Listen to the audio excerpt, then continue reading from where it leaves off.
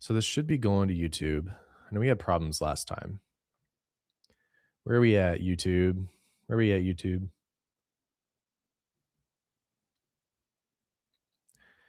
Hey, okay. We are live on YouTube. Thank God this actually worked. If you guys know, this did not work last time. Okay. We're going to be setting up Instagram as well. What's up, Jaywalker Media?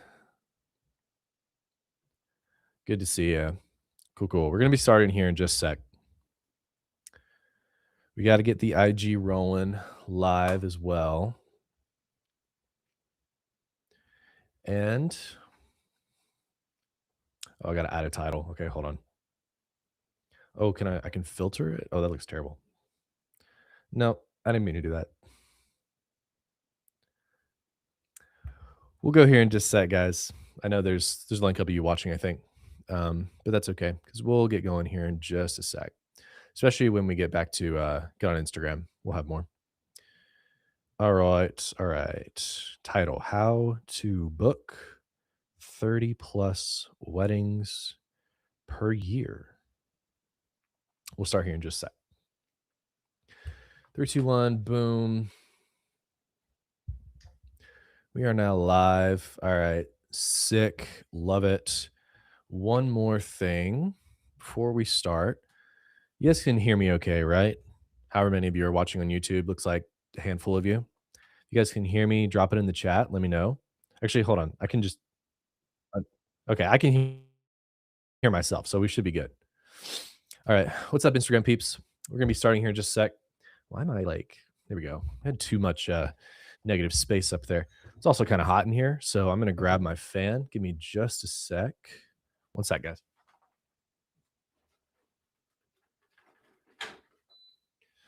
Okay. Sweet. Perfect. The G. What's up, Eric? All right. Cool, cool, cool. So if you guys don't know what I'm doing, pretty much I have decided that, well, you guys actually kind of decided for me, is I'm going to be restarting the Full Time Wedding Pro podcast. I left off for a little bit because, I was making it, but I was kind of making it semi regularly. And it wasn't like it was getting traction, but I don't know. I kind of just fell out of love with it, I think. And but what I realized was it was actually helping a lot of people. A lot of people would follow me and message me and be like, yo, I really missed the podcast. Like, I love the podcast episodes. Please make more. And I'm like, okay, fine. So then a couple, or probably like a month or two ago, I was testing live streams. Um, yeah, I'm using Riverside right now for YouTube, so I'm live on YouTube.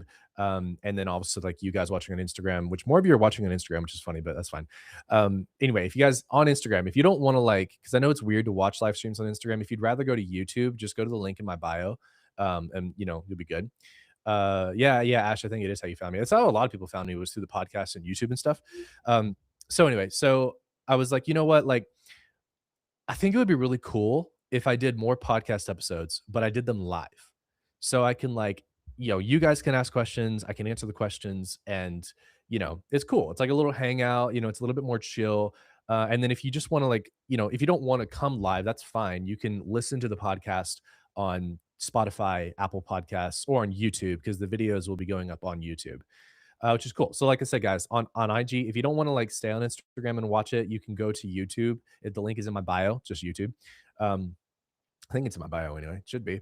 But anyway, so it's there, hopefully. And if you guys want to watch it on YouTube, just go, or you can also just look up Full Time Wedding Pro on YouTube, and we're here. So anyway, so this video, or this podcast episode, is going to be specifically about how to book 30 weddings a year. It's the full playbook, right? And now I don't really have anything super structured for this because, again, it is like a podcast episode. But I had a call a few weeks ago in Full Time Wedding Pro, and I was like kind of flustered a little bit because I was like, guys, come on, like, I really want to push you to do a lot.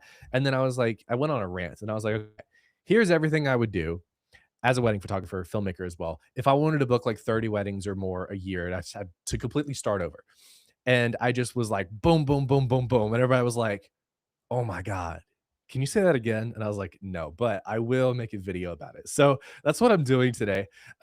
I need to I don't know if I trust Riverside's video quality. So I'm also going to record this on OBS. and hopefully I'll be able to do that.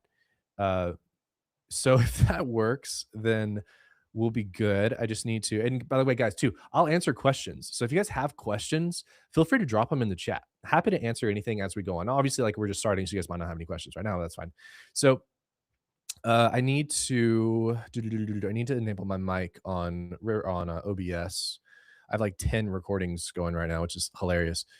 Uh, and then we'll start. I just want to have like a backup recording just in case Riverside quality on the replay is bad. Okay, so we're recording on OBS. We're good there. I'll have to edit this out. Okay, cool. I'm also gonna grab my glasses because yeah. Let's see. Pricing, I'm struggling with most like I know my worth in pricing, but scared to charge more and not get leads. Yeah, I got you. So we can talk about that too. All right, let's do this, y'all. So we're going to do the intro, the whole welcome back to the podcast thing for the recording. I'm going to clean my glasses and then we're going to start. And like I said, guys, if you have like questions in the chat, I know I'm ADHD as hell, but feel free to drop them and I'll answer them as we're going. And, I'll probably repeat a few times like, hey, we're live. If you want to ask questions, come live. So sorry if you're watching the recording. And I say that a lot. Okay, cool. Let's do it, y'all. Got my Harry Potter glasses on and we're ready to rock. All right. 3, 2, 1. Welcome back to the Full-Time Wedding Pro podcast, my friends. It's good to see you. It's been a minute. Man, it's been a minute since I've made a podcast episode. So you're going to notice, okay, that we're doing things a little bit differently right now. Well, you might not notice if you're just listening to the podcast, but this is a live podcast episode. I'm moving forward. I'm going to be testing some live podcast episodes. So basically, if you're listening to the recording on Spotify or Apple Podcasts, or you're watching on YouTube, sweet. Welcome. I love that you're here. Please subscribe if you want and like the video if you find value out of it. But if you want to come to these live, like we're live streaming right now, I'm live on Instagram, I'm live on YouTube, and I have a free school group called Wedding Pro Collective that you can join. There's about 1,000 people in it. I will say, not been very active in it, but I will be more because that's where these are going to be posted as well. So if you want to engage in a free community and all that stuff, feel free to do that. But it's been a minute. Yeah. So this podcast episode is going to be about how to book 30 plus weddings a year, the full playbook. Now, I struggled a little bit with naming this podcast episode because some of you don't want to book 30 weddings a year. Some of you would rather only book 10. Some of you would rather book 200. That's me how I know. So the whole point of this, oh, hey, Chase. So Chase streams signed up a couple weeks ago and just booked a $7,000 wedding. Thank you, brother. Thank you for putting that in there. Love it. Congratulations. So obviously Chase is talking about the full-time wedding pro program. But anyway, so yeah, this video is going to be in this podcast episode is going to be about how I would, if I were wanting to book 30 weddings a year, how I would do it. Okay. And I was, before we started recording, I was telling everybody live that this kind of came from a coaching call that I did in Full Time Wedding Pro, where I was like, we were just talking about marketing in general. And I was getting a little flustered because I was like I really want to push you guys to do more, like do more, do more, do more. And I know, it's sometimes it's annoying to hear a business coach say do more and do more when everybody's already doing as much as we probably feel like we can. But there's a difference in how busy we are versus how much time we spend on actual business moving activities. How to the time we spend on things that are just busy work versus moving the needle. Sometimes, like, if we're being honest, we're not spending enough time on the right things. We're spending too much time on the wrong things. Like if you're guilty of that, let me know in the chat. But this is essentially going to be a playbook of everything I would do. Okay, in each category. So we can talk about branding, we talk about marketing, organic and paid marketing. I'm going to talk a lot about organic marketing in this video, funny enough, even though I'm a paid ads coach. And we'll talk about ads too. But essentially, like I want to treat it as if right now I'm only booking 5-ish weddings a year, elopements specifically, just because I don't really want to book a lot. I have a lot of stuff going on, Full Time Wedding Pro and all that stuff. But I like shooting, want to keep my hand on the pulse, or my finger on the pulse rather. So if I wanted to book 30 or 40 or 50 weddings a year, or if I had an associate team and I wanted to book 200 weddings a year, this is going to be about what I would do in every aspect. Okay. So if you guys know my wedding brand, it's called Untamed Weddings Co. Okay. And with Untamed Weddings, my specific marketing or brand positioning rather is for elopements. Okay. So that's the first thing that I would get really, really, really clear on. All right. And we're just going to go straight in, by the way. So, like I said, if you're watching live and you have questions, drop them in the chat. And as long as they're on topic, I'll answer them. So, what I would first do is what every business owner should do, okay? And I would focus mostly in the very beginning on product market fit, right? So for me, for example, I want to do elopements. Now, some of you, you have the ability to do what you want to do. Some of you, you kind of, you have to do what you have to do, right? You can only do what you have to do. Maybe that's an average wedding, at a average venue, and you charge an average price, whatever that looks like for your local area, right? Sometimes you can have the ability to shoot only what you want. And that's where I'm at, where I would be at if I was wanting to book 30 weddings a year or lemons in my case, because I have a good portfolio and I have a portfolio that's vast in different niches, right? Because I've shot luxury weddings before, I've shot average weddings before, I've shot elopements before, I've shot destination weddings. Like I've shot it all. Maybe not all, but I've never shot an Indian wedding, funny enough. I don't really want to either because that just sounds like way too much work. But no disrespect to all my Indian wedding photographers out there, but multi-day stuff is exhausting. Even destination weddings multi-day are exhausting. So anyway, I've shot a lot and I have the work to support it. Now, if you don't have the work to support it, that's where doing, free or discounted weddings that you actually sign with clients or doing styled shoots is very, very important. Okay. If you want to book a certain type of wedding or elopement, you need to have the work that supports it. Right. And there's like, no matter what educator says about it, like you have to have the product that your clients want to buy. Like that at the end of the day, you need it, right? So you need the work. That's the first step, okay? And I'm not going to harp on that too much because that's just the first step, right? So if you had the work to support what you want to do, then that's where you get to the next step. Defining what you want to do, okay? And who is having the type of wedding or elopement that you want to shoot. Okay. Ash, I see your question about how much to spend in meta ads. We'll get there. Don't worry, we'll get there. Right now, we're starting at the basics. Because again, this whole topic is like what I would do essentially right now from scratch if I wanted to book 30 to 50 or more weddings a year. So, number one, determining what you want to do, okay, and who is having the type of wedding that you want to shoot. I'm really, really big on like what you want to do because like especially we're booking out these weddings and elopements a year in advance. You don't want to be mad at yourself a year from now if you book something you don't want to book just because you needed some money. Okay. Now, if it's all you can book because that's the only portfolio you have, that's different. But for me, I want to get super, super clear on what I want. Okay. And this is where a lot of people screw up because a lot of you guys will just be like, okay, I'm a wedding photographer, or I'm a elopement photographer, or I'm a wedding filmmaker, whatever. Right. And you'll just take whatever type of wedding comes your way at any type of venue. Right. That's fine if you want to be a catch all. But what's the problem with that is when you're marketing, it's really hard to know who to speak to. Like if any of you guys are watching and you're just kind of I'll shoot any wedding or whatever, how do you know who to talk to when you're making your marketing? Do you just talk about the wedding itself? Just talk about like different venues, whatever. It's so much easier to have an ideal client picture in mind when you know what you want to shoot, right? So I shoot Indian weddings. I want to shoot Western weddings, but I can't find an entry point to create a portfolio. Dude, it depends on where you live, but right? So easy. Like do them for free or low cost or second shoot or associate shoot or go to a style shoot. Easy, right? As far as portfolio, just do one of those or multiple of those. And then that'll get your feet wet with it. So you got to put in the work, right? To get the work out of it. Take care of the work take care of you. It's one of my favorite quotes from Ryan Serhant. Anyway, so defining what you want. Okay. For me, it was destination elopements, all day elopements, and sometimes multi-day elopements. So that I want. So that's all I would show. And that's really all I do show for the most part because that's what I want. Okay. So, and I show that on the Instagram, on the website, whatever, in ads, if you run ads, in content as you post, all that stuff. That's all I show. Okay. And then you will also start to identify your ideal client type. Now, yeah, you can make a whole ideal client profile and, get really nitty gritty on like what jobs they have, what they spend money on, what their values and stuff are, and all that stuff. But for the most part, the ideal client part's pretty easy. What you need to understand about your ideal client is you need to know what they want, you need to know what they don't want, you need to know what their fears are, and about what they can afford. It's really it. Like when you really just like nail it down, what they want, what they don't want, what their fears are, and then how much they can afford. That's really it. Now, the afford part is fun because it also depends on your location. For me, I'm in East Tennessee. Okay. I've lived in East Tennessee. I've lived in Florida. I've lived in West North Carolina. Uh, Up here in the South, I price myself out of my local area at about 5K.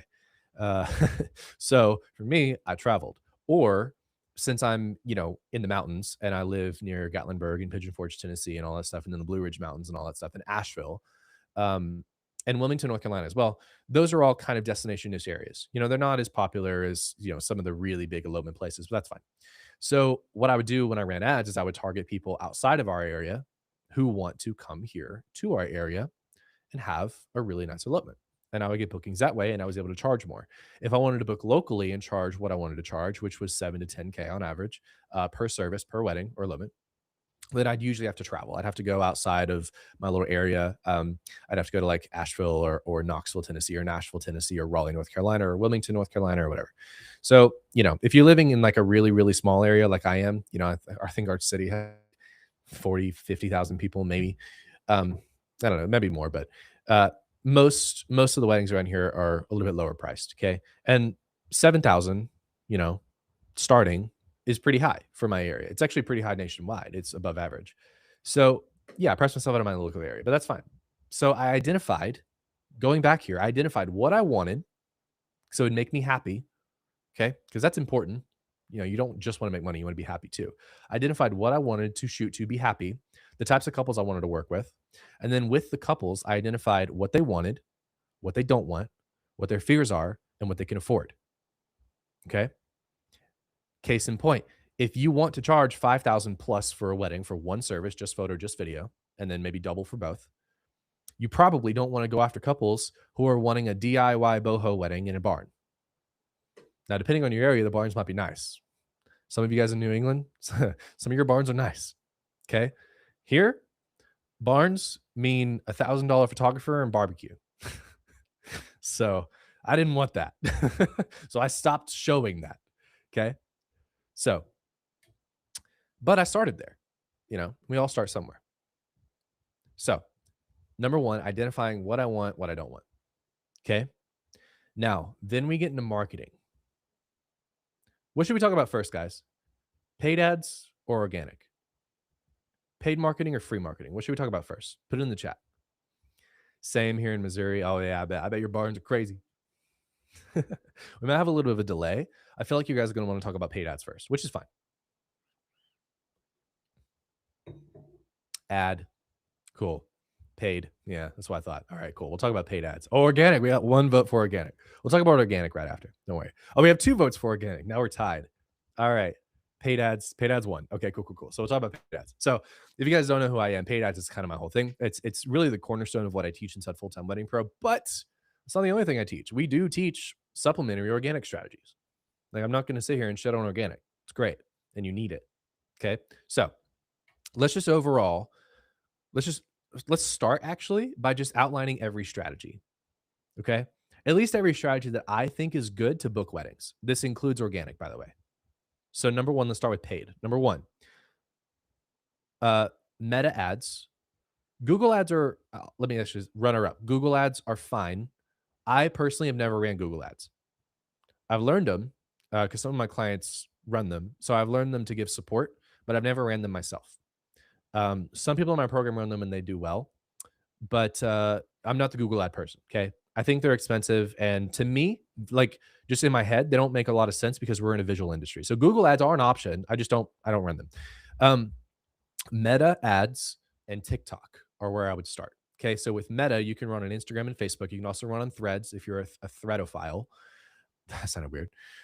Anyway, so if you're on Threads, and you want to run there and Instagram and Facebook, that's where Meta lives, right? You can also run on TikTok. Now, I'm just now starting with TikTok. I'm getting into TikTok. One of my clients who's very successful is also branching into TikTok, and she is getting her feet wet with it.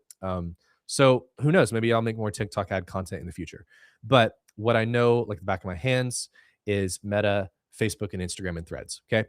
Now, that's where I would start. So you have a few strategies there overall that work really, really well. Okay. Number one, follower ads are great. Follower ads are where you send couples through an ad to your Instagram. Okay. It's just Instagram. It's not Facebook because Facebook's weird. So just Instagram, you get the followers in, you start a conversation with them, and then you book them that way. pretty easy, right? And it's also very, very cheap. With this strategy, you can run them in the Meta Ads Manager or you can boost posts. Boosting posts is longer and a little bit more risky because you're testing like one at a time, but it's also very beginner friendly. So that's the first one, follower ads. Second one is DM ads. DM ads are where through an ad, you send people to your Instagram DMs. They DM you something, could be like any word, or it could be an FAQ or whatever you want to start the conversation off of. You get a DM that way, and then you set them on a call, or you can DM close them like a few of my clients do. And then that works great too. You run this through the ads manager through Meta. Okay. Third is to your website. So we call this DTO, direct to website or direct to offer, same thing. And that's where we send people either to your website homepage or a landing page. Okay. I know I'm going fast. Don't worry. This will be recorded and it'll be on the podcast, obviously. And I'm not going to get like too crazy in depth on these, but we'll answer obviously questions too if you guys have them. But anyway, so third strategy is to your website. Okay, direct to offer. This is literally where you run people from Facebook and Instagram to your website, to your homepage, or to a landing page. Now the differences between the two. Usually for like most weddings, I say like homepage is fine. It tested better than landing pages for us for local weddings. But if you're running, like case in point, like I shot in Iceland. If I wanted to go back, I would make a landing page for Iceland with all of my work on it, pricing for it, details on traveling and all that stuff. Kind of like if you guys are familiar with SEO, it's like a silo page where like you can like rank in multiple locations, kind of the same thing. Um, I would run ads to that with its own dedicated contact form, and the ads would literally just be like, "Hey, if you're getting married in Iceland, I will shoot your elopement." It's kind of like that. It's really easy. So that's the third strategy. Okay, just like sending people directly to your website. Now that strategy is great. It's very common, but it's also the most expensive because you're paying Meta basically an extra premium to take people off your platform. And with this strategy, you're not going to get immediate feedback. Like if you get follows in, you're going to be able to tell immediately, oh, these follows are good or these follows are trash. Same with DMs. But sending people to your website and just letting the inquiries roll in, you're going to be spending a few $100s before you really start seeing any traction. So every strategy has its pros and cons. Um, there's other strategies too. Like you guys can run instant forms if you want to, or like quiz funnels for weddings, especially if you have like special offers, But I don't like those as much. If you did an instant form, like if you guys are familiar with ads at all, you can run an instant form and be like, hey, fill out this form if you want info on our wedding, photo, video collections, whatever. And then for the form, you would just be like name, email, phone number, and then like estimated budget. That's where like everybody goes wrong. They just do like name, phone number, and then just like let anybody talk to them. Don't do that. If you're gonna do that, do like a budget qualification or something. So like if you charge 5,000, don't let anybody fill out your form if they have a budget less than 5,000. Makes sense, right?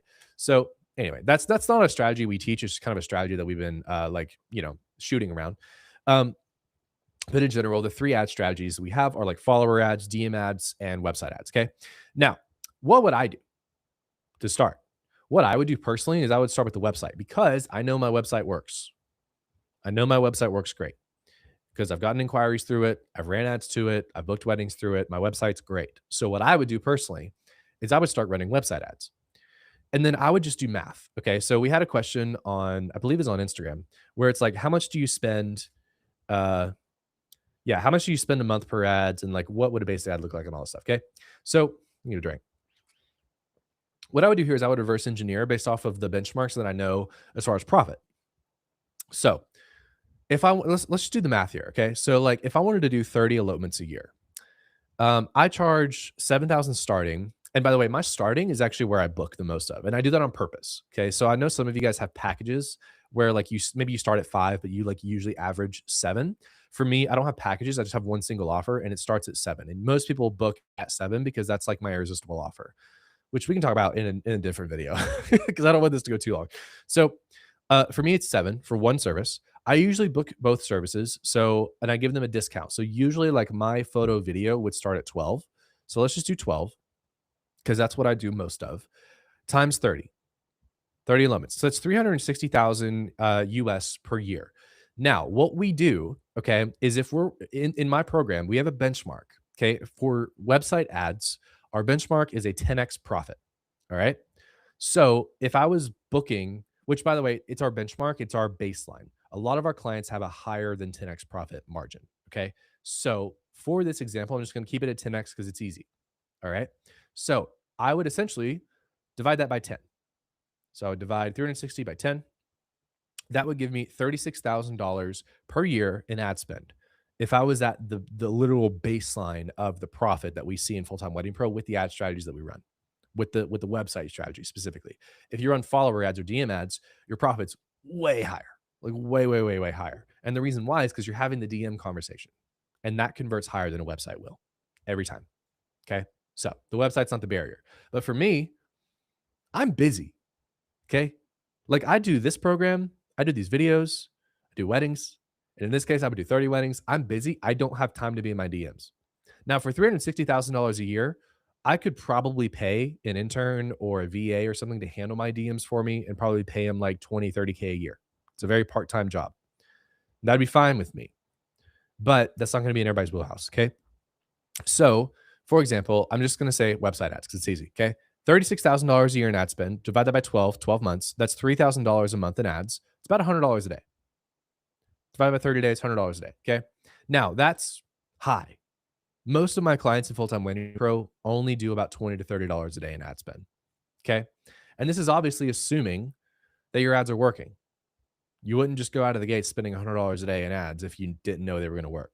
So we have what I call, we have a little phrase in Full-Time Wedding Pro where when we start testing ads, we test low and slow. Okay. We'll do 20, 30 bucks a day at most. Some people start with 10, and we'll test and we'll see what ads are going to work best. And then we'll take those ads and we'll scale them either in the same strategy or different strategy. Okay.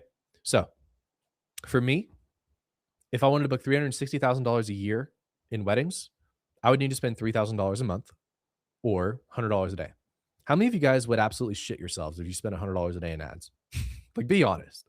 Let me know. For this program, I'm spending $300 a day, you know, but it works well because I have a good offer and I'm supplementing it with organic, which is literally what I'm doing right now.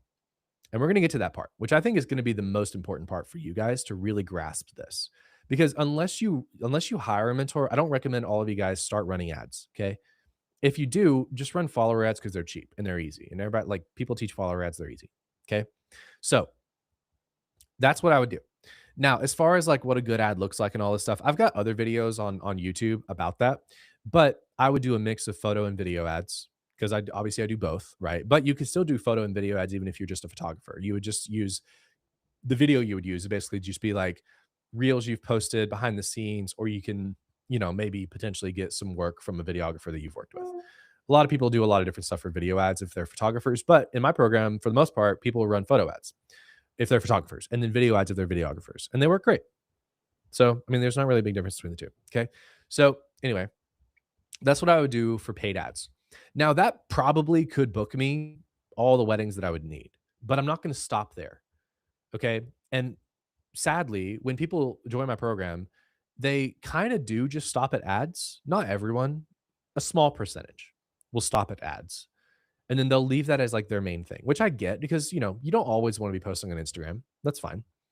But here's the way that I would think about it. If I was wanting to book 30 elopements a year, and that 360,000 minus 36, so it's about 330,000 a year or 320,000 a year. Let's say after taxes, it's 280. Okay. $280,000 a year in my bank account after taxes and everything. Okay. If I was wanting to live off of that, then I would do everything else I'm about to tell you. If I had supplemental income, I wouldn't care. Okay. But if my family's life depended on that 280,000, this is everything that I would do. So pay attention and listen. All right. Pop quiz for those of you listening live. How do you essentially guarantee ad success? And if you're not in the program, then I don't expect you to know this answer, but I'm going to tell it to you anyway. I'll go ahead and start so that the chat can catch up. Okay. How do you guarantee ad success?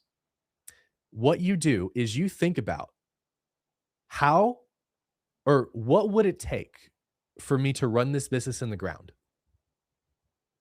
What is everything I could do or not do to guarantee that I file for bankruptcy at the end of the year and my business dies? Let's think about it for a second. What's the first thing I would do?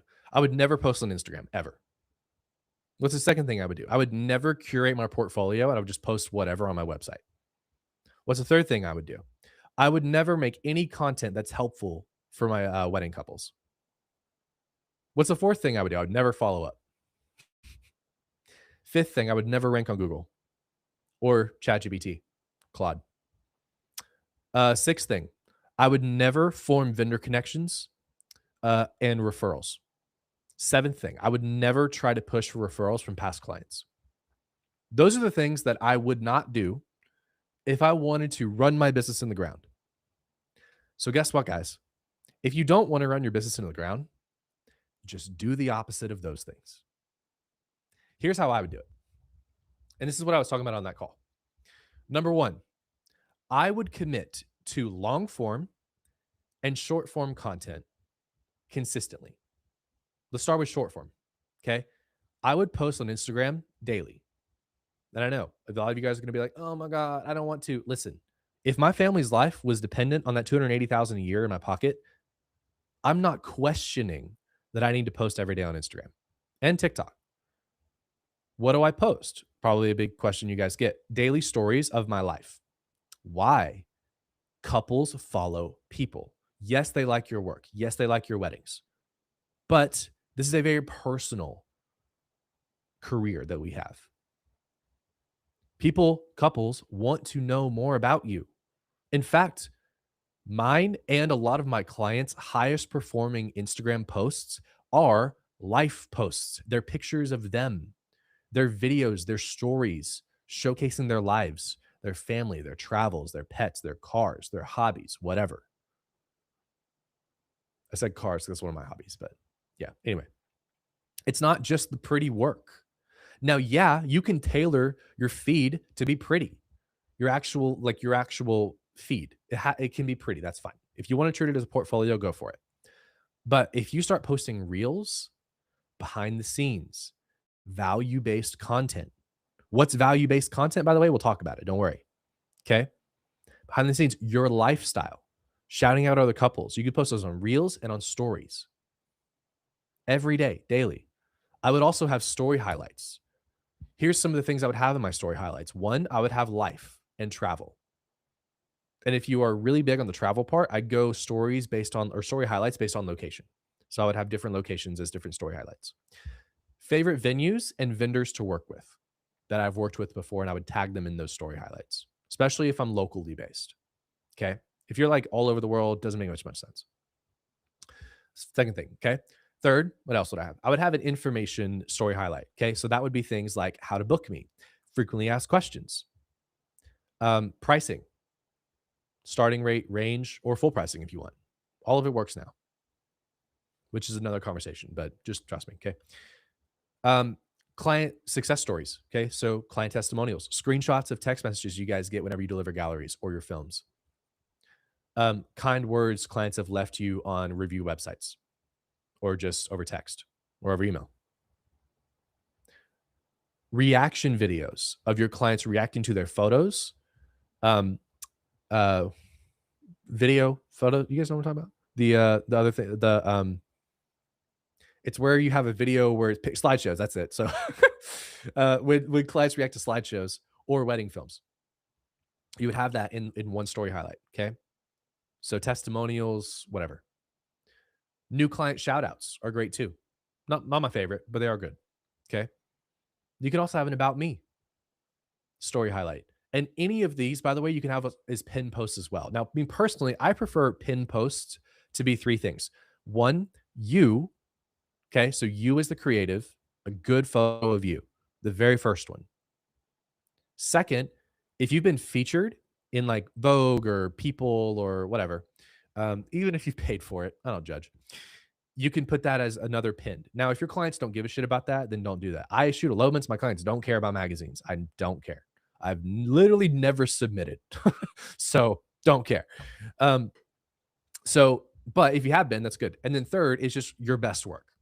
Whatever work that you know has just absolutely crushed with ideal clients, with getting you engagement, with getting you inquiries, with getting you bookings, keep that pinned. You could also have a supercut. So if you have, if you're a photographer, then you can pin a carousel with like 20 slides in it with all of your best work. And if you're a filmmaker, you can create a reel that's a supercut of all of your best work and keep that pinned. It's essentially like a highlight reel, basically. It's like, hey, here's the best of my best. And you pin it. Okay. That's what I would do. Now, let's talk about long form content. And like I said, guys, if you have questions and you're watching this live, feel free to use the chat. Okay. I know I keep having to say that, but like a lot of you guys are kind of jumping on and you feel like you can't ask questions. So feel free to ask questions. I'm happy to answer. So, long form. Actually, no, yeah, we'll talk about long form and then we'll actually go back to short form because I have more to say about it. So, long form. I would, this is where a lot of you guys aren't going to do this, and that's fine. What I would do is I would make a podcast and a YouTube page, YouTube channel specifically for helping couples plan weddings and only the types of weddings or elopements I want to shoot. And it doesn't matter that I'm not a planner. Okay. What I would still do is give them valuable content. I want you guys to think about blog posts. Okay. Remember how everybody a few years ago was like, write a ton of blog posts and you'll rank on Google, which I guess still is a thing. I don't know much about SEO, but all of these really helpful blog posts you guys have written, those can be YouTube videos. Those can be podcast episodes. If you make YouTube videos about them, you can literally embed them on your blog. And guys, listen, a lot of you guys are like, oh, like I need a good setup and whatever else for like my YouTube and all that stuff. Guys, we're all photographers here. I'm literally using my Sony, which if you guys are watching on Instagram, you're just using my phone. But if you're watching on YouTube or the recording, I'm just using my Sony A7 IV with like a cheap little Tamron lens that I use essentially as a webcam. It's USB-C'd into my MacBook. And then I have like a $50 LED panel up here that I light myself with. And then this mic's expensive, but like you can get a cheap mic for like $50 or $100 that it's like the exact same. And then I just have this, I have a cable going into a little audio thing. Um, and that just USBs in my computer. But some mics you can get that literally just USB into your computer. Boom, you have a setup. We're all photographers and filmmakers here. Like this isn't hard, okay? Or you can also just use your phone. Okay. I have like a $20 stand right here for my phone. You guys are listening on Instagram. Hell, you know what? I can actually show you since we're on Instagram right now. Look, look, you guys can see it in the recording, right? Look, the little cheap stand I have right here. Okay. Boom. Right here. Using my phone. You can turn it sideways and make a YouTube video. People will watch it as long as the content is good. You can have a podcast for free using Spotify for artists. And you can upload, that's how I do this. You can upload podcast episodes. Okay. Why do we do this? Again, this goes back to if my family was relying on the $280,000 a year that I would book, then I'm doing everything I can to make sure that I have the most success possible. This is part of it. Okay. This content I would make would be in a few different pillars. Okay. Because I always get questions. Peyton, what type of content should I make? Let's talk about it. Pillar number one is helpful value-based content. Okay. This is stuff like how to plan the wedding, right? What's a good timeline look like? How to pose correctly, how to find a good photographer, how to find a good filmmaker, what questions to ask, whatever. Like this is planning stuff. Okay. You can also bring on planners that you want to work with or that you've worked with before and interview them on your podcast, right? A lot of stuff you could do there. And you can bring on other, like, guys, think about all the big podcasts in this industry, right? They all have guests. Okay. Like I watch the vendor table all the time, which by the way, I really want to get on that podcast. I think it'd be so fun because they are so controversial and I love it. But anyway, so like stuff like that, like making content for couples. And you can even make like controversial content. You guys have seen the TikToks that go viral. So the stuff you could do, right? Now, that's one part. Okay. Second part, I'm talking about it right now, improviser. The trick to making your ads succeed. Yeah, I'm talking about it right now. It's organic content. Okay. I'm tired of getting 2,000 weddings only. We can talk about that too. Don't worry. So anyway, um, podcast content. That's where I left off, right? So value-based content is the first thing. Second thing, which nobody does, is booking-based content. Okay. We also can call this framing content. Now we're going to get a little controversial here, but stick with me. Framing content is the same thing as propaganda. You essentially want to make content that purposefully puts people in the right mindset to buy from you, right?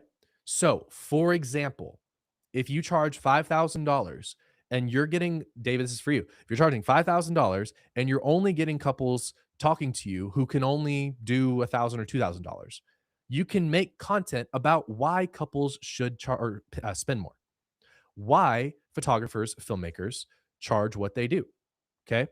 You can make content about how to hire the perfect photographer, filmmaker, and then you could talk yourself up in that. You can talk about what makes different photographers and filmmakers different from each other, and then explain how you're different. Okay. You can make content saying, here's why you should book your photographer a year in advance and put people in the right mindset. Okay. This is essentially framing based content. It is designed to get people in the right mindset to buy from you. You preemptively overcome objections. You can also answer frequently asked questions. Okay.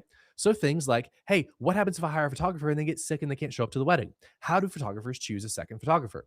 What is delivered in a gallery? What does a gallery look like? When do we get the gallery? For filmmakers, right?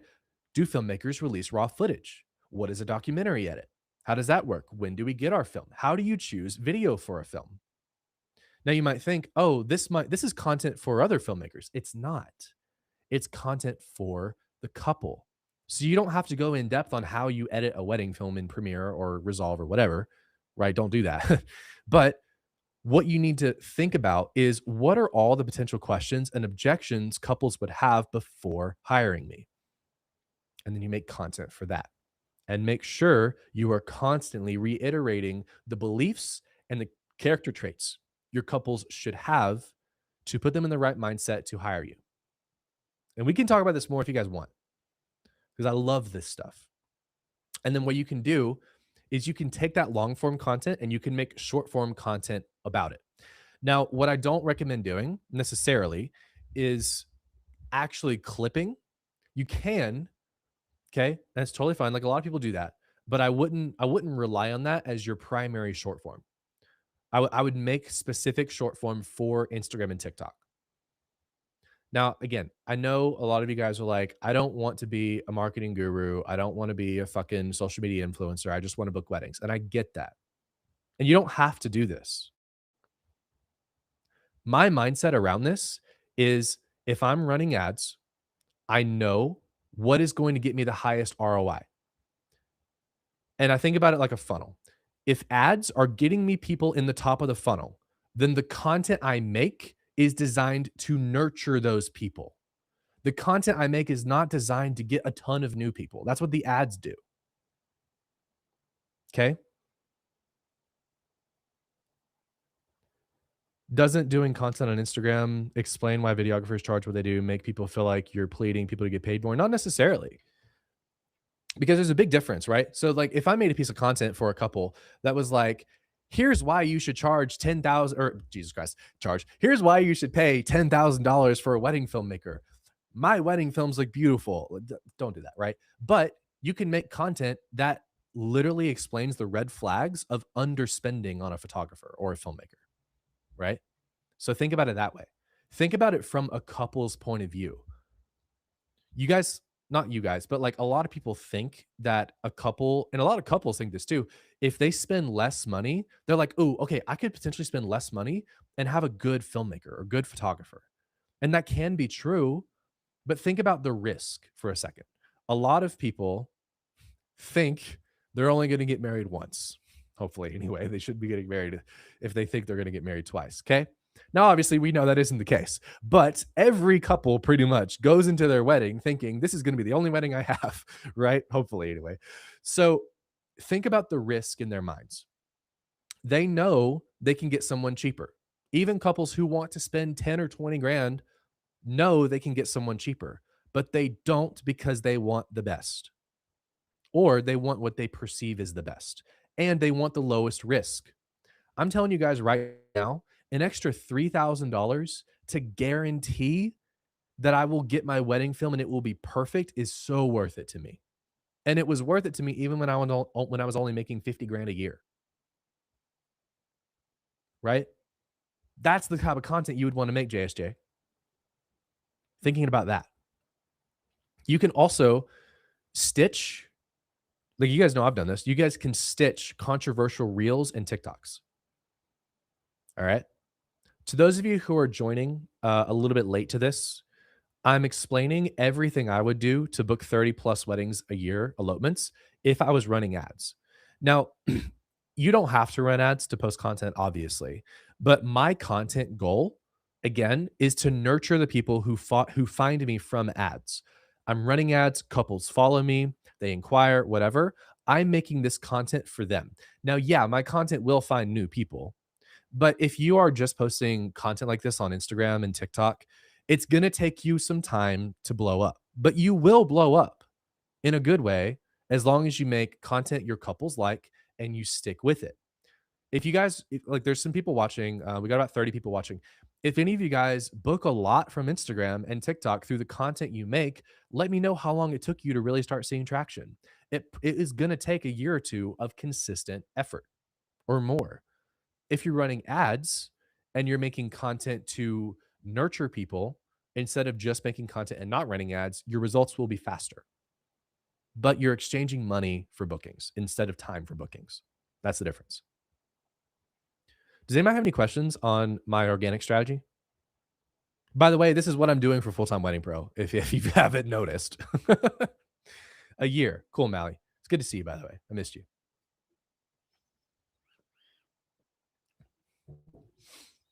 Right? All right. Now, I would also um, take SEO seriously. Okay. Now, SEO specifically, uh, Google, yes, but also making sure I rank through ChatGPT and Claude. I'm going to tell you guys, I don't know shit about SEO anymore. I used to be really like up and up on it. I don't know shit about it anymore because it's not been my focus. Blake, uh, oh my God, what's Blake's last name? I forget his last name. Anyway, if you guys are in my program, Blake did a workshop on SEO. He taught like almost everything he knows. Okay, it's great. So if you're in Full Time Wedding Pro, you have that. If you don't have it, or if you're not in Full Time Wedding Pro, hold on. Let me. I'm gonna go on Instagram real quick and shout him out because he's fucking awesome. Blake, I think it's Cerna Sec. Is that how you say his last name? Blake, if you're here, let me know because I don't. Okay, I might have to actually link him maybe in the description after this because I don't remember. Let me just look at Blake SEO. And if you guys have questions, put them in the chat. Why is he not popping up on my? Hold on. I want to find him because I want to make sure you guys have a good resource for SEO because Blake's awesome.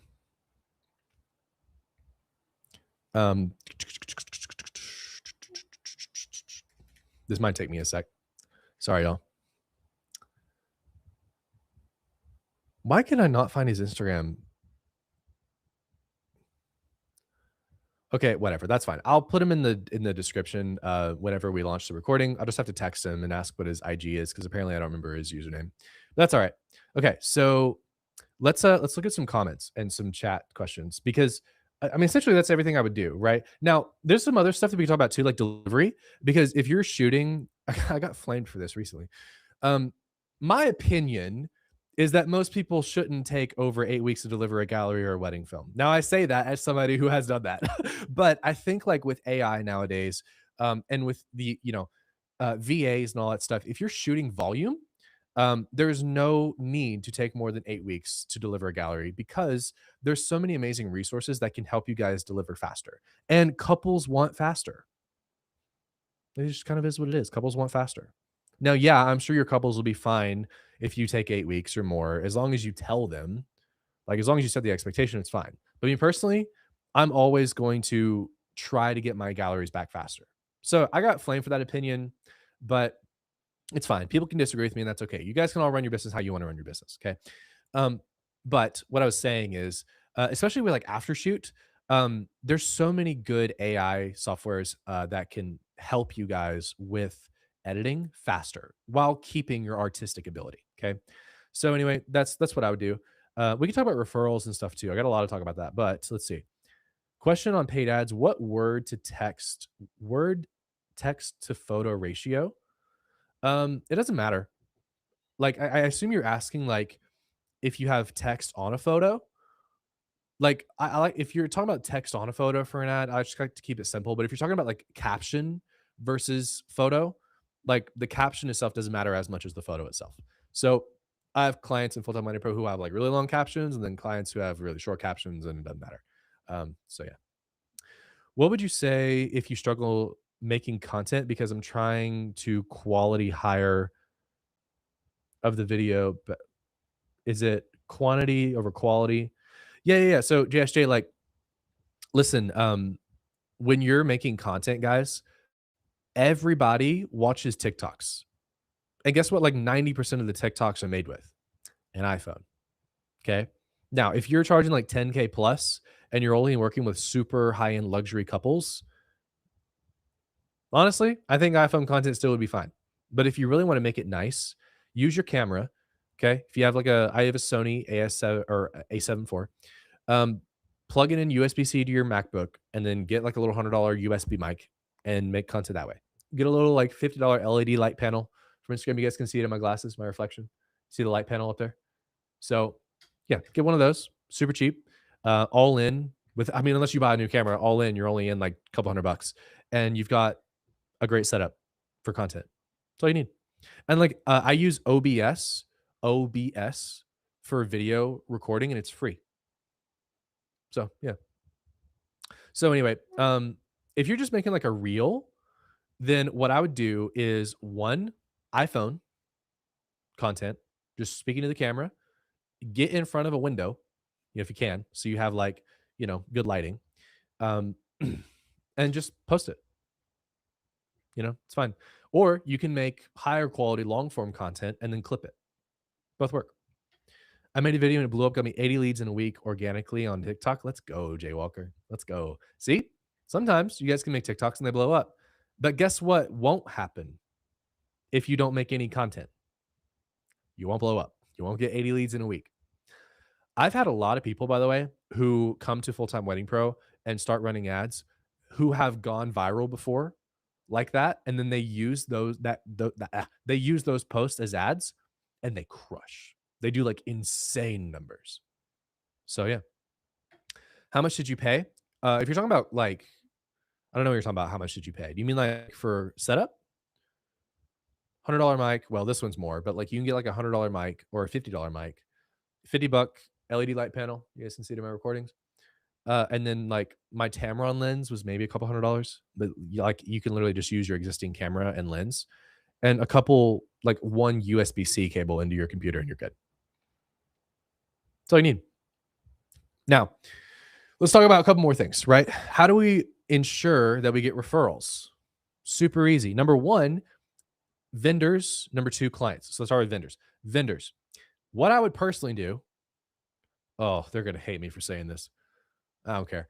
What I would personally do if I wanted to make new vendor connections is I would literally cold email and cold DM as many as I possibly could. And it would be simple. It would literally just be like, hey, I love the weddings you shoot. Just you shoot. I love the weddings you plan, that you host, whatever.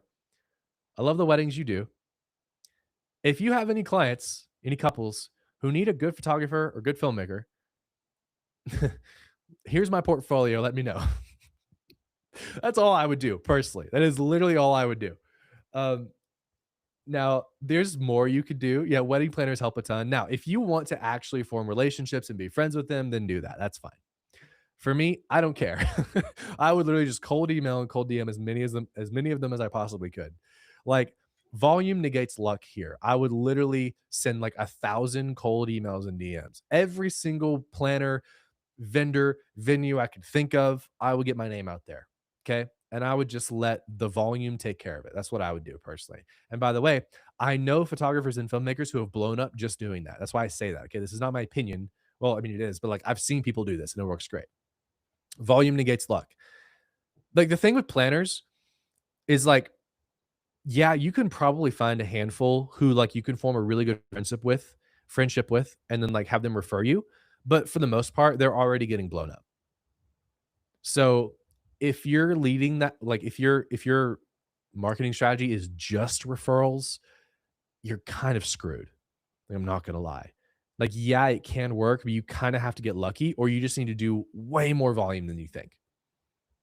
Now, second thing with planners, well, vendors in general, I'll just say vendors. Okay. If I'm making long form content and short form content, I would work with them on the content. I would interview them.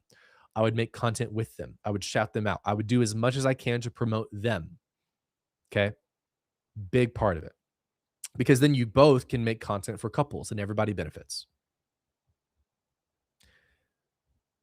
For me personally, since I know how to run ads, I would get in touch with a few planners in my area that I really want to work with. And I would say, hey, I'll teach you ads if you refer me. Boom, infinite referral feedback loop. That's me though, because I have a skill and I know how to market. And by the way, some of my people in Full Time Winning Pro do that and they create their own little referral loop. It's amazing. I love it. All right.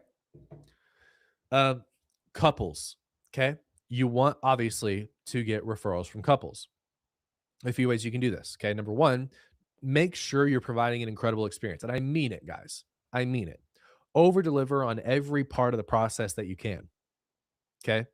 That's my whole playbook. My couples are like my bosses. I need to make sure they are taken care of.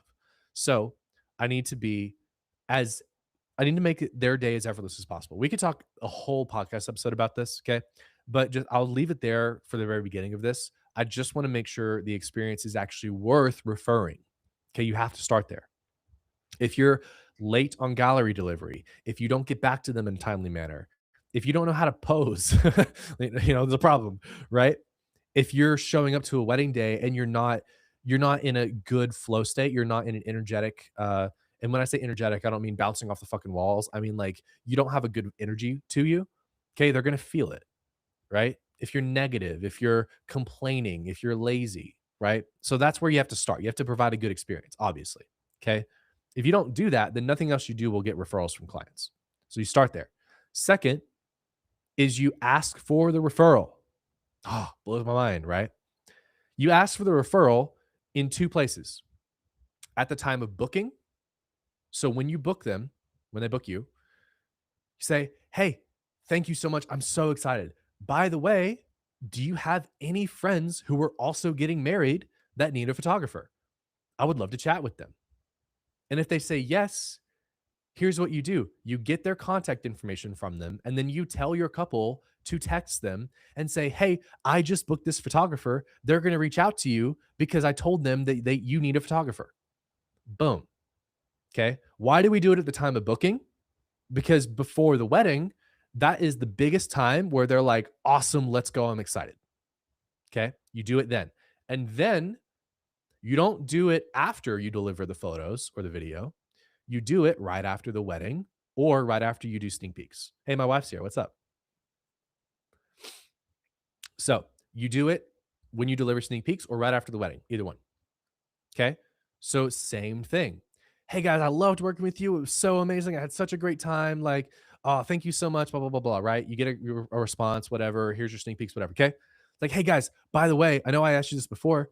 Do you have any friends that are getting married right now that you would like to refer me to or refer? You guys know what I mean. Okay. That right there has gotten me a lot of weddings booked. Okay. I used to not do the booking. I do now, but I always did right after sneak peeks because that's when energy is at the highest. Okay. That'll get you a lot of referrals right there. Um, for all of you OG people who've been in the industry for a while, I also used to run Ben Hartley's play with referrals way back in the day, back in like 2020, 2021, where you give them a permanent 10 or 20% discount on prints or whatever in exchange for referrals. I used to do that. I don't really do prints now that much anymore, so I stopped doing that. But that strategy was great. So you can do that too.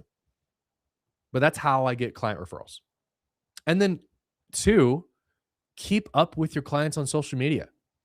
Since Caitlin's here, like she could probably say in the chat too, if she's still watching, we talk to Henry, our photographer, all the time.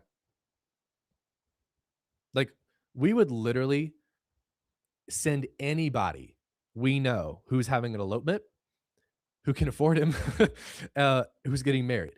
Like we would send them to him because we love him so much. I don't even like asking for reviews. I'm probably not going to ask them for favor delivery for my work. That's my thinking anyway. If you're nervous to ask for it, then that's an internal problem you have. Okay. And that stems from somewhere. It's some insecurity. It's some insecurity about them not liking your work. It's some insecurity about getting rejected. It's something on the inside that's stopping you from doing that. Okay. There's some insecurity. There's some lack of confidence there. And you got to work through that because you don't like, if you tie your work and your quality of work and your client's happiness to your self-worth, then you're going to be scared to ask for anything. Ask for a booking, ask for a referral, ask for a review. Okay. So you have to work on that. You have to separate your identity from the business. You're asking for referrals for business, for money, to grow the business, to have more client acquisition. If you feel better about delivering your work first, then do that. But when you deliver your work, ask for a referral and ask for a review. Or just screenshot what they said in response to your photos or your video and then post that. So, yeah, that's what I do. But yeah, you guys got to be confident in asking because you're growing a business here. You know, like if you're under 1 million a year, your only problem is people just don't know you exist. That's it. Hell, 10 million a year. If you're under 10 million a year, the only problem people have is that they don't know you exist. Maybe 1 million a year. Depends on the business. So that's everything I would do. That's everything I would do to book 30 weddings a year. I'm trying to think if there's anything else I'm missing. I don't think so. I'm going to stop the recording for the podcast and I'm going to do live Q&A with you guys. So any question can be on topic, can be off topic, whatever. I'll answer live for you. And for those of you listening to the recording, if you want to ask questions to me live every week, once a week, then subscribe to YouTube or follow me on Instagram. And I go live every Monday at 2 p.m. Eastern. And if you want to work with me directly to run ads and do all of the stuff that we talk about, if you want my actual personal help, my personal mentorship, go to fulltimeweddingpro.com. I have a video on there that breaks down everything we do. Okay. And we have a paid program. It's paid mentorship. You can work with me. It's great. People are having success all the time. It's a great program if you want to learn how to run ads and book weddings, raise prices, all that fun stuff. Okay. That's my only pitch. Love you guys. If you're watching the recording, adios. If you're live, stick with me and we'll do a little Q&A. Goodbye on the recording, and I'll see you in the next podcast episode. Boom. All right, guys. What questions do you guys have live? We got, let's see, 15 of you watching on IG and then 13 watching on IG or YouTube. So we'll stick around for like another 10, 15 minutes. Any questions you guys have? Can be about ads, can be about anything. Or if you just want to share a win. I was on my phone and couldn't figure out how to find the chat. It was nowhere. I have no clue how YouTube live streams work on mobile. No clue. I never watch YouTube live on mobile. So yeah, sorry, Dream Doers podcast.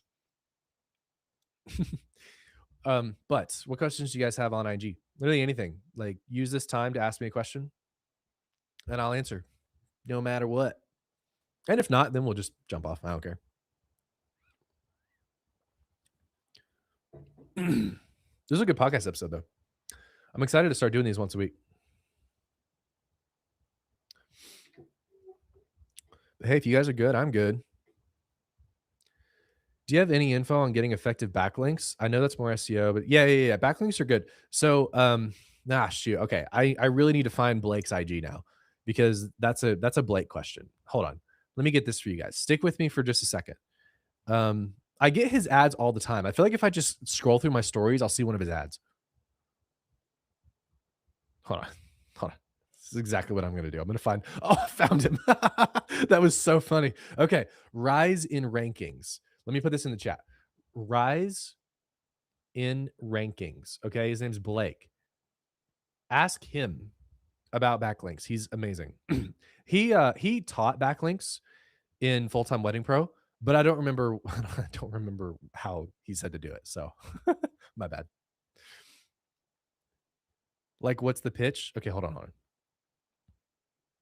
I've been around for a while. I know a ton of people here in our area. However, we do not want to target local. We want to only be doing destinations, so it feels like starting over. What's the best way to reach out to new strangers in other areas? I was cold emailing them and some were complaining. Just ignore them. They only had lead captures and didn't like me reaching out that way. Just ignore them. I mean, they're either going to ignore you or they're going to be like, don't email me, but just ignore them. Like okay. Not a lot of people like cold outreach, but it works. So now you guys, because you're talking about like, and Kelmer Studio, like number one advice on into new countries. So like the question here is like, how do we book weddings in a new area? So it depends on if you have work in the area you want to book or if you don't. Okay. So let's start with if you don't. If you don't have work in the area that you want to book in, you need work that either looks like the area or you need work from the area. You cannot get around that. Okay. So for me, for example, I live in the mountains. I shoot a lot in the mountains. I have a lot of mountain work, but I'm in East Tennessee. If I wanted to book in Colorado with those mountains, the mountains are different, but I still have mountain work. It could probably work. If I lived in the mountains and I wanted to shoot at the beach and I didn't have any beach photography, that wouldn't work. Like you might get some bookings, but you probably won't. What you can do, discount, free, or styled shoot. So a discounted wedding because you're literally saying, hey, I'm new to this area. I will work with your budget so I can get portfolio in this area, or I will do it for free. If you don't want to do that, you can second shoot or associate shoot. Second shooting, if you reach out to people in the area that need a second shooter, do it for free in exchange for using the photos in your on your website. Okay. And that way you can also pick and choose based on the venue and the location and the date. Okay. Third, styled shoot or host your own model call.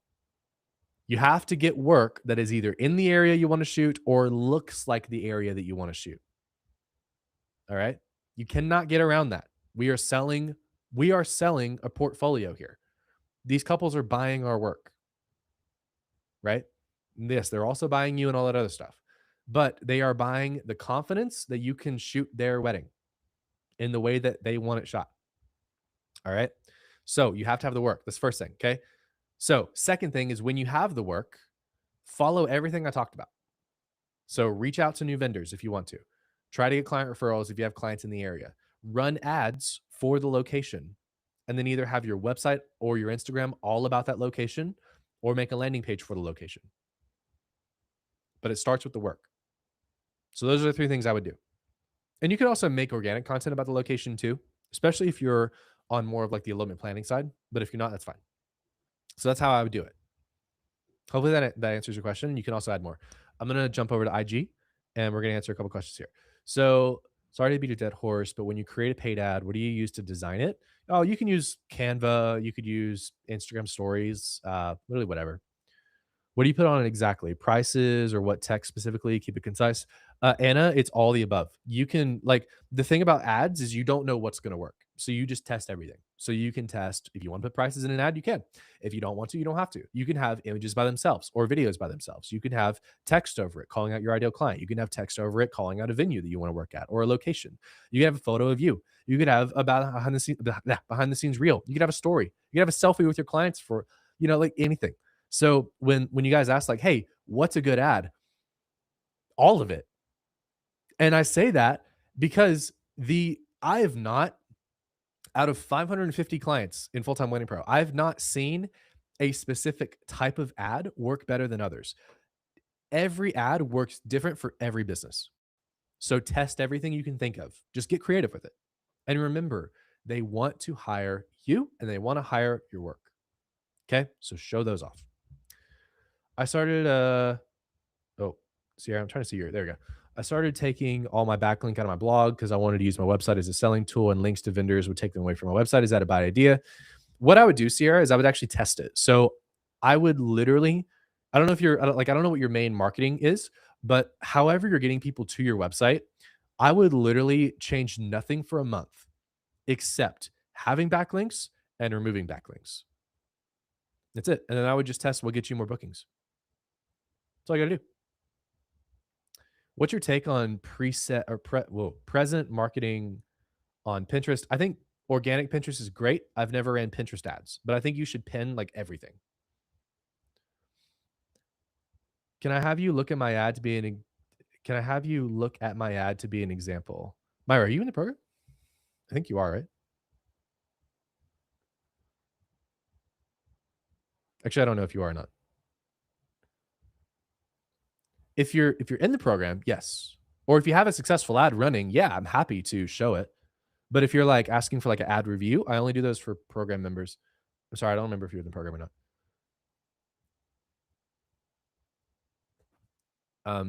Yeah. So put that in the chat, Myra. Okay, hold on. I'm going back to YouTube now. Do you only target engaged people with your ads or only women or is it broad? We do all broad targeting, but you can do So like our broad targeting is age, gender, location, no interest. Interests don't work anymore on Facebook. And I split tested that actually, by the way. I had my clients split test interests versus broad targeting. And there was no correlation between winners. Some people interests work fine, some people broad work better. It was utterly random. So that only reaffirmed my belief that broad is what works. Rank the top 3 most important things to book weddings. Spec- Ruth, did you not watch the whole podcast? Okay, I'll do it again. It's fine. It's fine. Okay, rank the top 3 most important things to book weddings, more specifically luxury weddings. Well, so what's your definition of luxury, Ruth? Let me know how much you charge, and let me know a little bit about the weddings because my answer is going to be different depending on those answers, right? Because with Facebook and Instagram ads, you might actually not want to run them if you charge a lot, but it also depends on the client you work with. So just let me know a little bit about what you charge and your clients and the weddings you're shooting. Just let me know that. I'll answer. Myra, if you're still on IG, let me know. Sorry, I came late. You can disregard. No. I want to answer your question. It's good.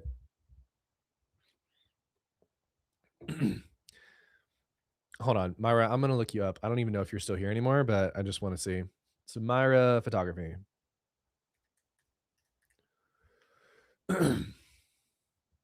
Why can I not find you? Am I misspelling your name? Myra R photography. There you are.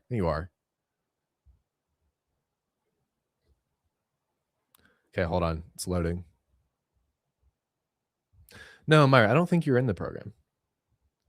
I didn't think so. So I don't know if you're running ads or not. Let me know. Your Instagram looks friggin' awesome, though. Yeah, I didn't think so. So are you Myra Roman? Got it. So are you running ads? DM me a pic of your ad. If it's running and it's working, DM and I'll look at it. Okay. To be clear, so not targeting by relationship status. Nah, interest-based targeting demographics on Meta just don't work anymore. Now, if you're boosting posts, is different, but if you're running on Ads Manager, then broad is better. But you have to have a pixel setup. I know it's kind of complicated, but currently in the 7K range. Okay, cool. So Ruth, you're probably not working with couples who are like working with full service planners that book all the vendors for them. So my rule of thumb here is if you're working with couples who are talking to the photographer or filmmaker and like they're making the decision, then ads will work as long as you do them correctly. I'm biased because I teach them, but I teach them for a reason. I think ads are the best way to book, and it's simply because you're exchanging money for bookings. That's it. So like with social media, with SEO, with whatever, you're trading time for bookings, and if you have the time, that's fine. But if you don't have the time and you want the bookings now and you want consistent reliability, you want consistent inquiries in, then run ads.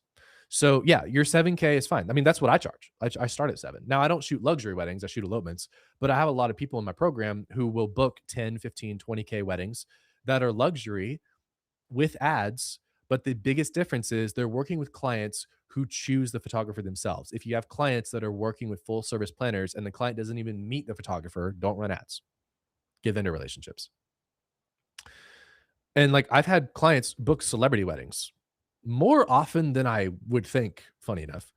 But yeah, like celebrity weddings were celebrities who find or who book the photographer themselves. So yeah, I can't name the celebrities because I don't want to call them out because a lot of them signed NDAs and like I'm the only one that knows. But yeah, so you guys just have to trust me on that one. Sorry. So would you boost posts? Boosting posts is good for follower ads, which I'm happy to make a video about if you guys want to learn more about it. But I don't boost posts as my primary strategy. No. Let's see. Felicia said heart emojis. Thank you, Felicia. That's your name, right? I don't know. Felicia. Myra said, okay, thank you. No problem. Were you wanting me to look at it now, Myra? I'm happy to. I got to go in 12 minutes, 13 minutes. Any other questions you guys got? I will answer anything y'all got. If you jumped on late, we did a whole podcast episode about like what I would do if I wanted to book 30 weddings a year. It was good. It's really good. So the recording will be up at some point soon. And I go live every week on Mondays, 2 p.m. Eastern, starting this week. So next week I will be on and we'll talk about something else.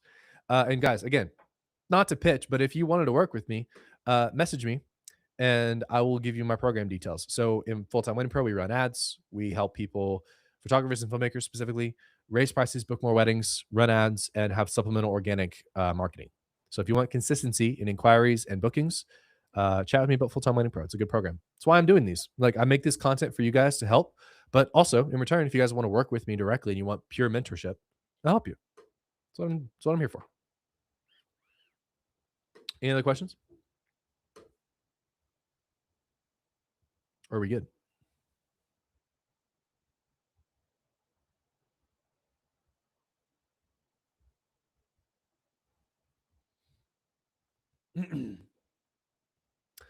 Like I said, y'all can ask me anything you want. Sending you a DM right now. Cool. Sounds good, JSJ. You're welcome. Welcome, Queen.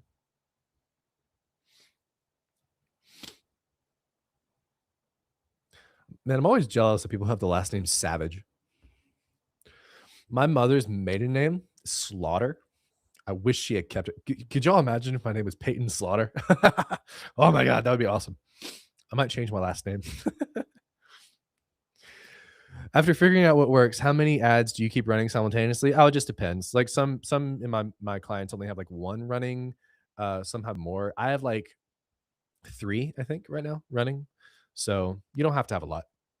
But the thing about running ads is like they will fizzle out over time. So you just have to test more when that happens.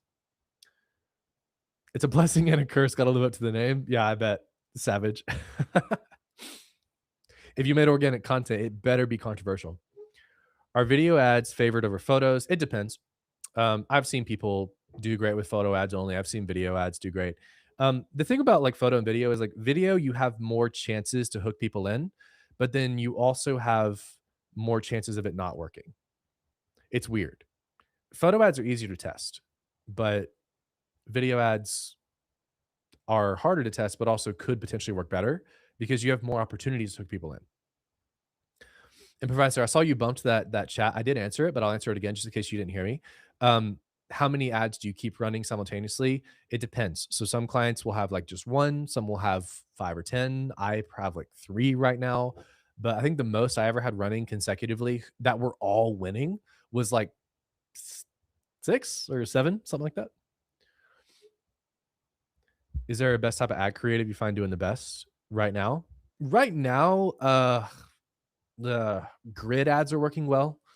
Um, Ads of like you guys are working great. So like photos of like you are working good. Um, Testimonial ads were working really, really, really well. I'm not seeing as much consistency with them anymore, but that doesn't mean you shouldn't test them. The thing about like when people ask me like, "Hey, what's working right now?" It always changes. So like, grid ads are working great. And what I mean grid is like multiple photos in a grid. If you're a filmmaker, like highlight films pretty much always work awesome. So yeah, it just kind of depends. What I would do actually for you guys is like I would actually look at your competitors and then look at what's doing well for them organically. And then I would just do the same thing. Because the organic algorithm and the ads algorithm is the same. It's going to deliver your content to people that it feels will benefit from the content and will actually watch the content. So you can actually look at what's done well for you organically and have that be an indication of what would do well as an ad. The best ads look like content. Why don't you like Google Ads as much? Did I miss that? You said it was second to Meta. I feel like the controls Meta, I feel like controls who sees what so much with Meta. You suggest running 3 and testing each. So I just like it's not that I don't like Google Ads. I've just not seen as many people do as well with them. And when you think about it, we're in a visual industry.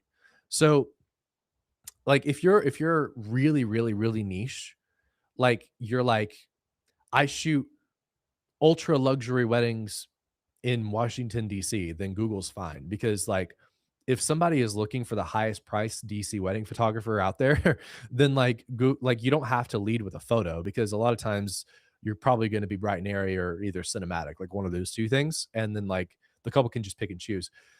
If you're an alone photographer for specific areas, I think Google Ads could work well. Um, and if you're, well, really just those two. Like, unless you're like really low budget and you're just trying to find like the lowest budget possible, like Google Ads could work well. But if you're not those really specific examples, I just don't see how Google would beat Meta. Because with Meta, we're leading with our work, and that's what really sells. So that's just my thought process though. Like I don't run Google Ads, so I could be totally wrong. And people have success with it. So oh, and with your other question, sorry, with Meta running three, I tell my clients 25 to 35 ads is what you start with. Because again, you don't know, right? Let's just for a second, let's just assume that every ad you put out there, let's assume that every ad you put out there had a 1% chance of booking your dream couples. Just a 1% chance. Meaning that you would need to test 100 ads to have that one winner on average. Would you rather test one at a time, or three at a time, or five at a time? Or would you rather test 100 at a time and immediately find the winner? Now, yeah, you're probably going to have a higher than 1% chance that an ad is going to work. But the problem is, you don't know what that percent chance is. That percent chance is different for everyone and for every ad you put out there. So, my mindset is I test as many as I can at the same time. That's why I don't love boosting posts, because with boosting posts, there's no real data and you can't see what ad is like. You can't test 100 ads at the same time or 20 ads at the same time and see what's going to get you the best and highest quality followers for the cheapest price.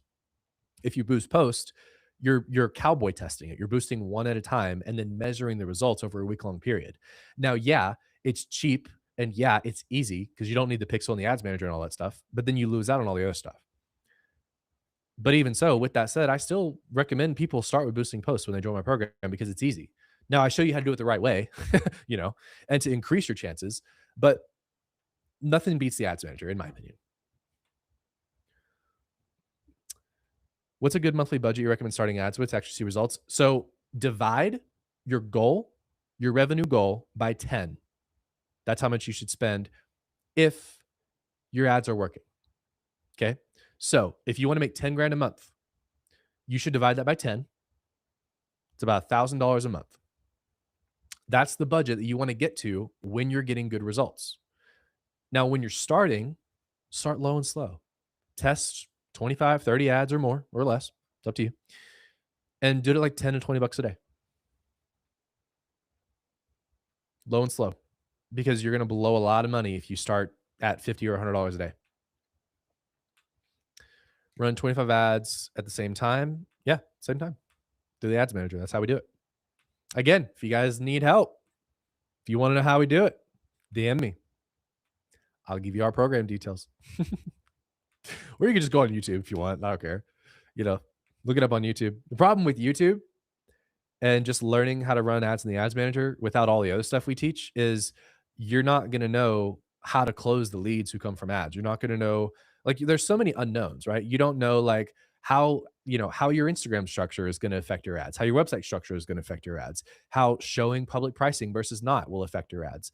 What's the best sales process to take people through when you run ads, you know? Like, people who come from ads work and close a lot differently than people who come from a referral. They're harder to close because a referral, they're warm, they're already sold to you basically by a planner. So they're really easy. You could literally like get a referral and like not respond to them for 3 days and then be like, here's my here's my pricing. And they're like, all right, let's go. You know, it's pretty easy. So anyway, there, if you just like go on YouTube and try to like run ads for free or learn ads for free, there's just so many things that you don't even know what to ask, you know? Like it's better to now if you don't have any money to invest in a program that's different, but you should also probably not be running ads at all if you don't have any money to invest in someone to teach you how to do it right. Because it's risky, right? Like I wouldn't urge you guys to go to a casino as a business coach and spend 20, $30 a day at a casino, you know? Like I would want to teach you at least how to play blackjack. You know? What's the high risk, high reward kind of thing with video ads? Yeah, yeah, yeah. And high risk, not like necessarily talking about like money risk, but like time risk because it takes longer to make a video ad, you know? So like that's the only thing. I've heard of this pixel jazz. Think I've even got it linked to my website. I assume the results the pixel I assume I see the results the pixel produced on Facebook. Yeah. Again, if you guys need to know like how to set up the ads manager, just go on YouTube. So like there's like a 1,001 videos on how to set it up and they're all the same. Funny enough, I literally even use a YouTube video in the program on how to set up the ads manager and set up the pixel because you don't need to buy a program for that. You know, the stuff that we teach in the program outside of the actual ads manager setup, that's what you really pay for. Because again, if you're running ads, you need to know how to actually, convert the people who come from them and make profit. Like a lot of people don't realize that, but the actual like ads manager setup part of ads is like 10% of it. That's why I don't teach it for free because I don't want you guys like I don't want to teach ads manager stuff and like here's how to set up an ad, because and then like you guys go run it and then you don't listen to anything else I say and then you don't make any money because that's like just the actual ad setup part is not what gets you success. It's not. That's why I don't do that because I don't want to enable people to run ads without all the information you need and then lose money and then my reputation's trash. So anyway, I got 1 minute. Any final questions? Let me make sure I didn't miss anything on IG. So guys, again, one more thing. Every Monday, we go live. Okay. If you go to the link in my bio on Instagram, there's a link to my YouTube and there's a link to a free school group, I think. Yeah, yeah. That where I post these if you want to be notified. Okay. If not, that's fine. Just go to YouTube or stay on Instagram and you'll see me go live every Monday at 2 p.m. Cool, cool, cool. And if you want to work with me, DM me and I'll shoot you over full-time wedding pro program details. I'll send you everything, pricing, what's included. If it's good for you, we can have a call, we can chat, whatever. I will give you everything you need. So we got our business set up for ads, and I got an alert saying they're freezing my business account, so I can't do ads because I did something against the rules. I've done nothing. I had no clue, my friend. I would hit up Meta support, or I would go on Fiverr and hire somebody who is good at getting disabled ad accounts back. Because yeah, that is beyond. I am not Meta support, so that is beyond my pay grade, my friend. I'm so sorry I can't answer that though. Thanks. No problem, Sierra. Thank you guys for watching. Love your faces. I'll see y'all next Wednesday. Follow me on IG if you want to see daily stories and reels, and follow me on YouTube if you want to see more of these.